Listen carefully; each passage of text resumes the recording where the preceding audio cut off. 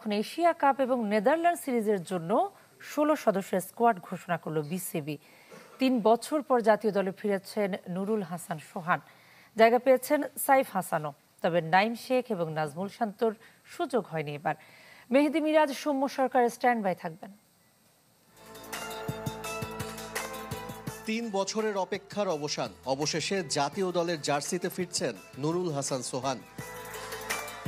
Asia cup champion হবার মিশনে ১৬ সদস্যের একজন এই উইকেটরক্ষক ব্যাটার ঘরোয়া ক্রিকেটে ফর্মের তুঙ্গে থাকার পরও শ্রীলঙ্কা ও পাকিস্তান সিরিজে সুযোগ পাননি। তবে মহাদেশীয় টুর্নামেন্টের জন্য সোহানের উপর আস্থা রেখেছে নির্বাচকরা।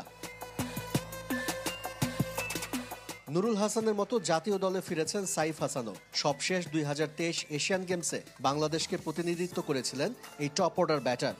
মাত্র ৫ টি-২০ খেলা সাইফ দলের প্রয়োজনে অফ স্পিনও করতে পারেন। তবে বাদ পড়েছেন নাইম শেখ আর মেহেদী হাসান মিরাজ, যদিও ওয়ানডে অধিনায়ক আছেন স্ট্যান্ড বাই হিসেবে। অধিনায়ক লিটন দাস ৫ পেসারের সাথে স্পিনেও ভ্যারিয়েশন পাচ্ছে টিম বাংলাদেশ।